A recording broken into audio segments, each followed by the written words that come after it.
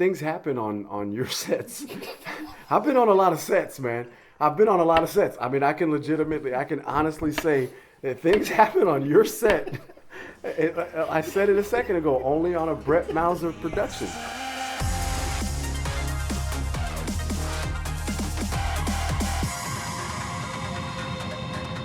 We may be a little bit different because you can look us up, you can research us, and you can find all the films that we've done, and we're not just a fly-by-night company. But some people won't necessarily do that. How does it feel to work with somebody for the first time and then have you go out in the middle of nowhere where they could probably, take you into a cabin and chop you up into little bits and pieces? That crossed my mind once or twice. But they speak highly of you, so I knew you weren't going to kidnap me or anything like that. But it was different. I'll tell you that much. I've never booked my first project with somebody and they tell me, hey, we need you to drive 100 miles this direction, meet us at this stop sign. We would have road numbers and addresses. Make a left at the Dairy Queen. Yeah, and then when you get there, somebody will meet you there and show you. Come on now. Well, we were on set out there. They found that bone graveyard. Oh, I do remember that. I'm sitting here trying to rack my brain. I'm like, man, we shot so much, dude. I don't really remember what scene you're talking about. And one of our actors was an actual homicide detective. Yes. And that's where we got the vice jacket and everything. The guy, I forgot the guy's name. Eric De Los Santos. Yes. Yeah, and he played Captain Jensen. Yes. So he had to call, when they found all those bones. They actually had to call somebody that night. I remember that. I was hiding. Just in case they needed somebody to put that on. You know what I'm saying? I'm like, it wasn't me. I just got here, man. I'm out of town. You're watching this music video. I got Baby Bash in the video, or whoever the hell's in the video. I don't remember. But I remember it's like a legit music video, right? Like it's like, yeah. And then at the very end of the video, I open up this door, and then there you are, with the red sash and the trench coat and everything, and it just ties everything together. And it was just like. It's like, man, and I remember this past weekend when we were working on this new film. I was like, man, I wonder how come Brett's not in this film. And I loved it when you pulled me to the side and you were like, so there's going to be a change. And I was like, great. I ain't playing the main dude no more, or what? What's the deal? I'm going to be your partner. I was like, oh, okay, cool. Yes. Yes. But I do remember you were like, I don't know how I'm gonna not having Brett in the black coat and the red sash. But then what happened when I step on set? I got the old duster and the red dust rag. Same thing. He's dressed the same way in the black and the red. It's like we're always meant to be together, man. Did we get him?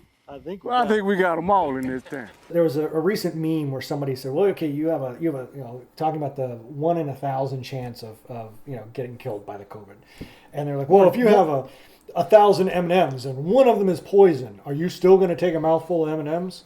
It's like, well, if the choice is to never eat anything ever again, I'm gonna. If you're talking about just M&Ms, but if you're talking about the M&Ms are your life-giving source of nourishment, Yeah, I am. Yeah. I'm afraid I'm going to have to. Yeah.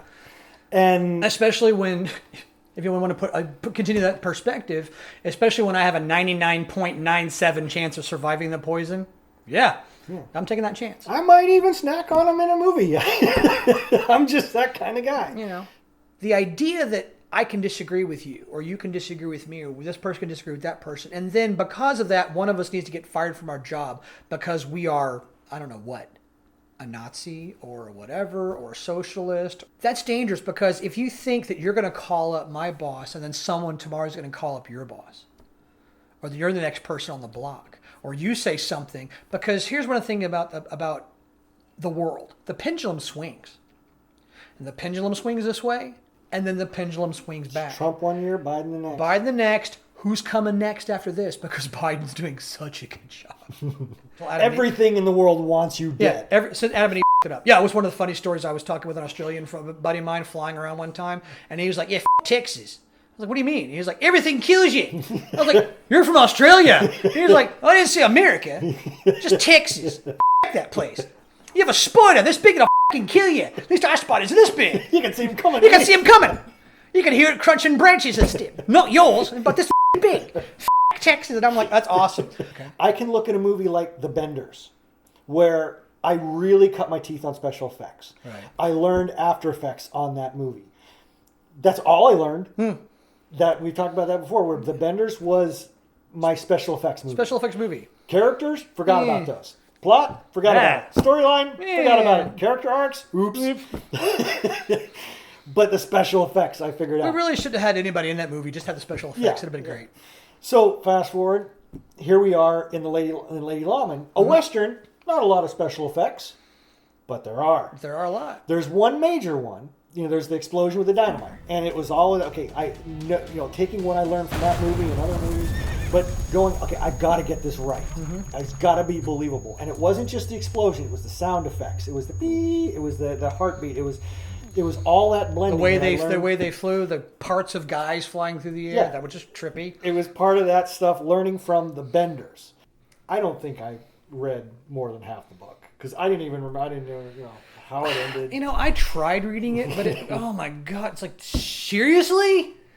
I mean, I read the beginning because it was Star Trek 2. Yeah. Best on the world. It was kind of part of that, and so I, as a kid, because for those of you who are familiar with Star Trek 2, at one point Bones McCoy gives Kirk a copy of Tale of Two Cities and some glasses.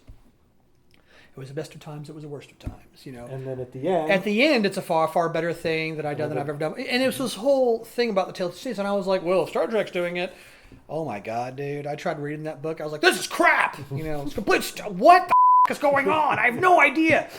twins, come on! Really? That's what we're gonna say? Might as well be aliens. Why not just have aliens? Is it aliens? Tell me it's alien. No, it's twins. Okay, not as cool as alien. Yeah, it was the whole premise of the book just made me go, oh, come on. They're spending so much money on these movies.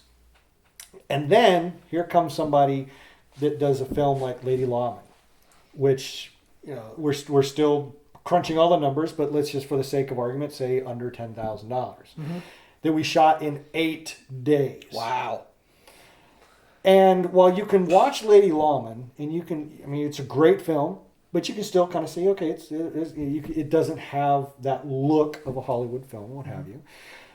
But if you start thinking about it as to, well, how much more money would you actually need to make Lady Lawman look like a Hollywood movie? Right.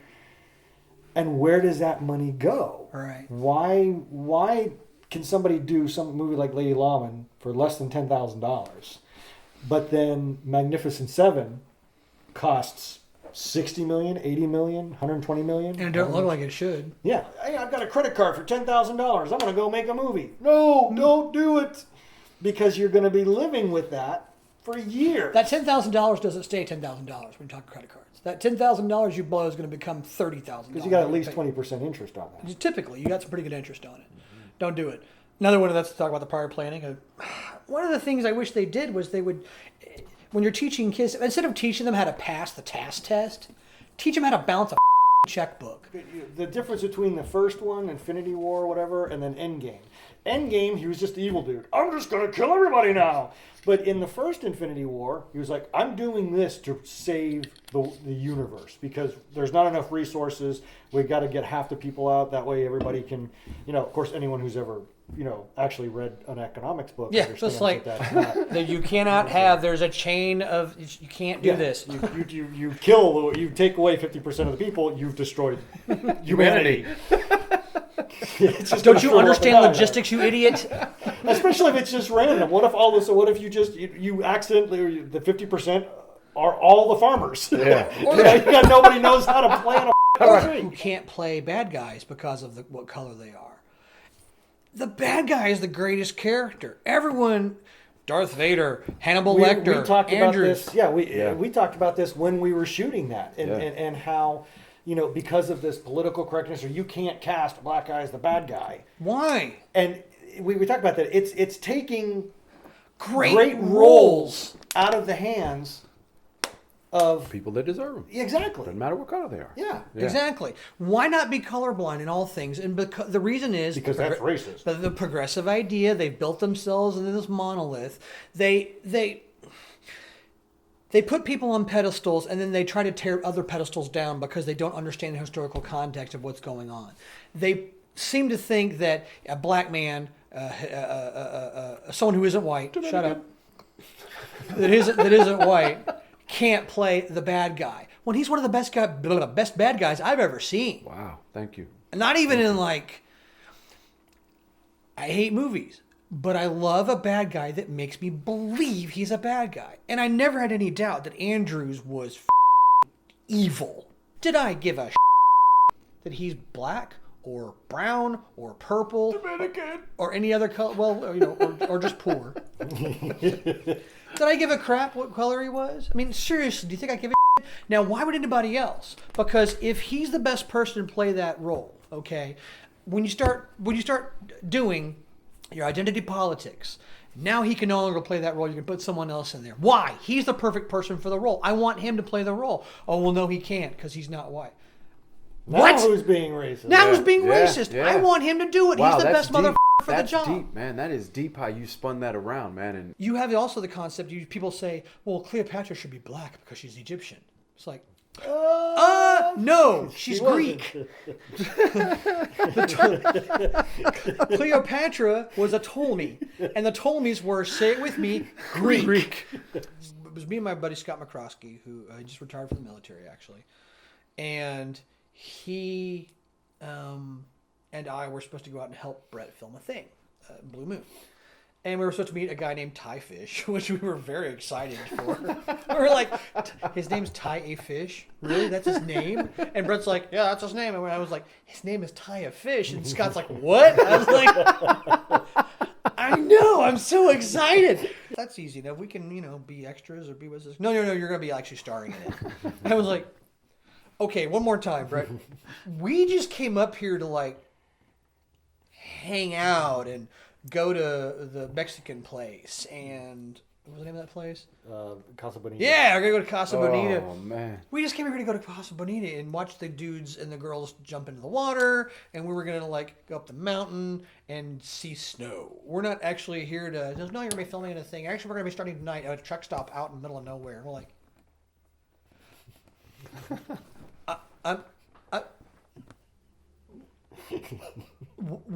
what? He says, oh, and I have to move. You're going to need to help me move.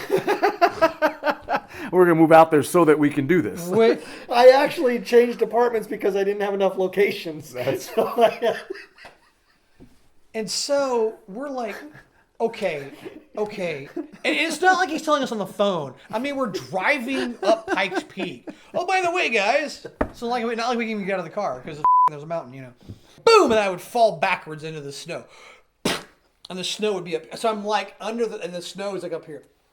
But the problem was every half hour or so we had to go inside because I couldn't feel my fingers anymore. Yeah. I couldn't feel my lips.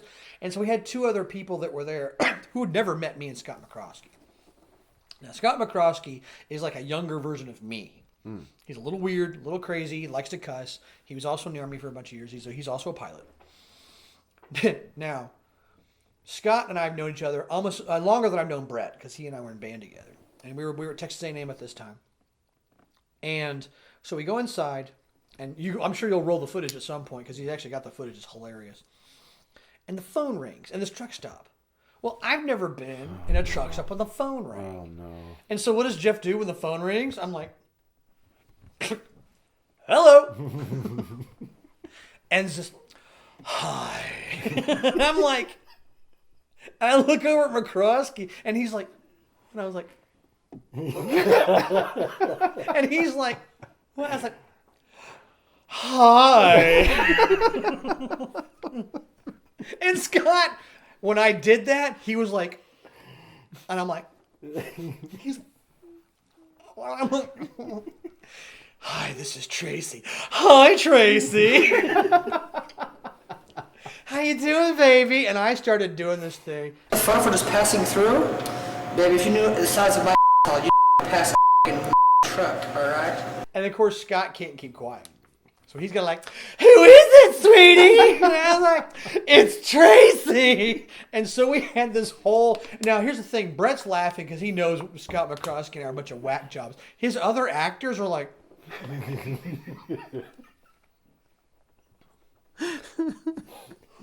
are they? Because I'm getting louder and louder and worse and worse. Are you a big boy? He's like, I'm a big boy. Big boy. A little boy who think he a big boy. And Scott's like, he's ain't a big boy. I like him big. Like, We kind of like reverse, don't we? Oh, reverse is great. That's a position. Oh, you like it on reverse? You can reverse me anytime. You snap Switch my gears anytime. Oh, you have no gears. I greased them last night, honey. and so, and we're screaming at a truck stop in Denver, Colorado at 2:00 in the morning as the blizzard's falling down. Wow. Wow. It just got weirder. Only It on a just- Brett Mauser film, man. It just kept getting weirder from there. It just stayed strange. Why the hell do you guys keep coming back? Fun as shit. Are you kidding me? That story alone is worth gold. Are you kidding? You know how many times I've told that story on the flight deck? You know how many times I've told that story to how many different guys? And they're like, you did what? And I was like, oh, yeah.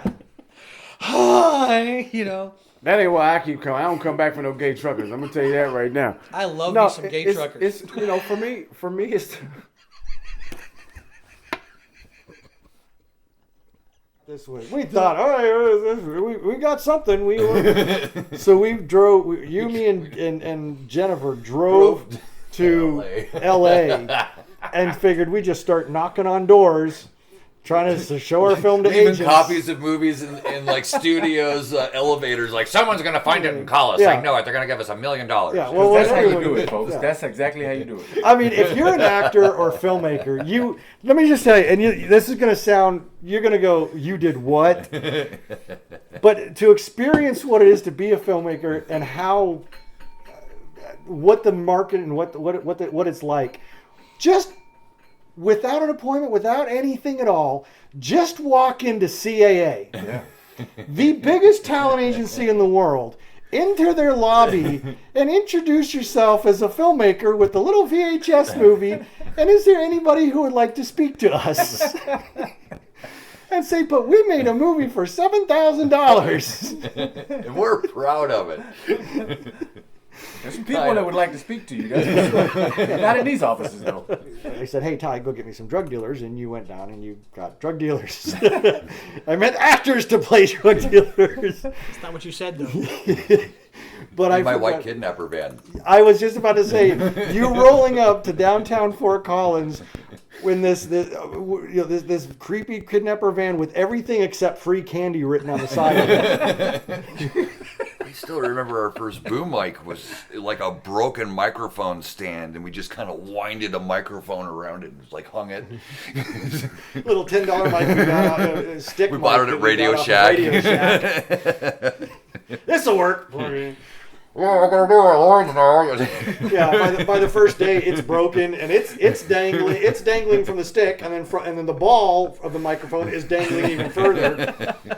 You gotta get the boom out of the shot. Just Ty. keep it out of the shot. Just keep it out of the shot. We're good. It's really cool to see the difference in some of the films that I've been in with you. I think probably one of the biggest things that I see is the professionalism. Yeah. Like, because I remember when we were doing Blue Moon, we were young and stupid, and we were filming it on a camcorder. Now we're old and stupid. And filming, and we And just filming it on, we just on better high price cam. Hollywood, much like the Middle Ages and the even the Renaissance time period, an artist who was going to go far had to have a patron. From Shakespeare to Mozart to all these different guys, they had to have a patron. You had to have some really rich guy, because it was guys, or women in some cases, but most of the time it was guys, queens. Queen, I was about to say Queens. Queens can push you along. Funded All kinds of Expedition to things. America. Isabella absolutely did that, and Elizabeth did her own. But other than of royal blood, it was mostly men who had the money. Just real side step, we could say that women are responsible for the colonization of the world. They are, Because Isabella and Elizabeth. She funded Columbus. Women did this kind of crazy. Women f***ed the world up, not guys.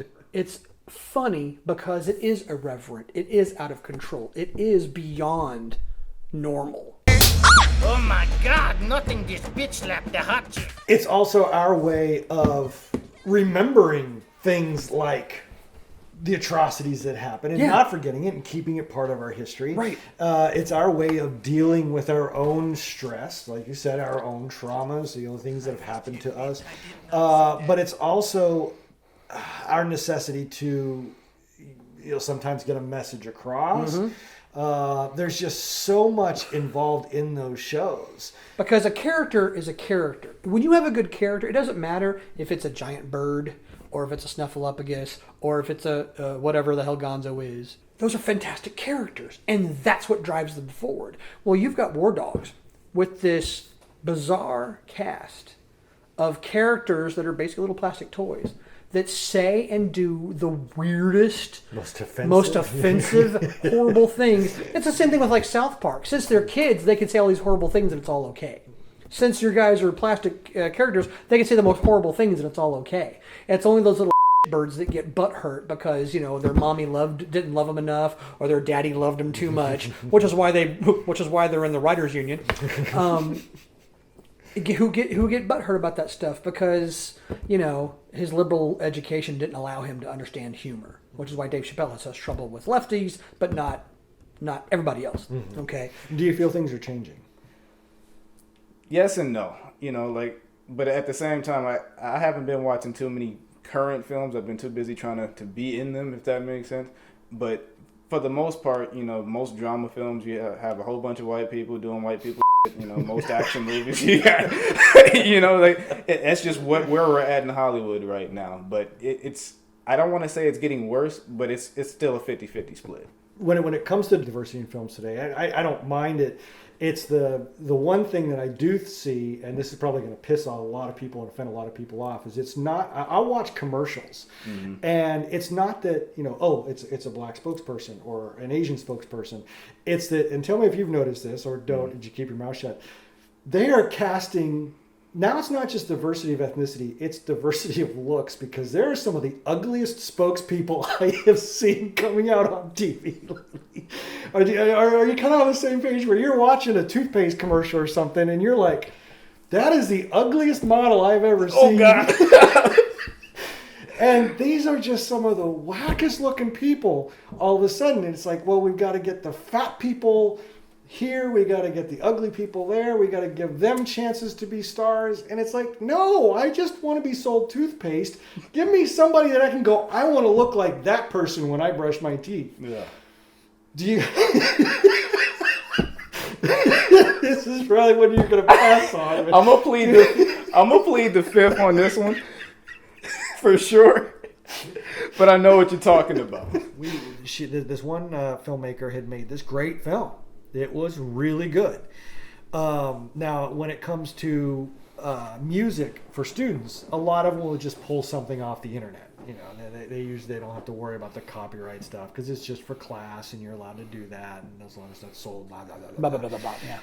Well, very dramatic piece, and I was really impressed with it, and I was enthralled the whole time. This is like one of my fundamental students. Wow. And then comes the last scene, where somebody starts walking down a road and they start hitchhiking. And what music comes on but the Bruce Banner Incredible Hulk TV. And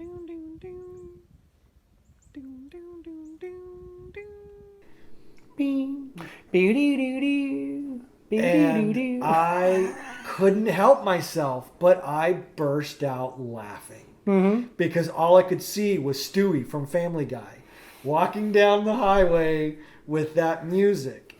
And I know it probably hurt her feelings a little bit because she said, well, why are you laughing? It was a dramatic moment. I was like, it was until you stepped on the culture of American cinema.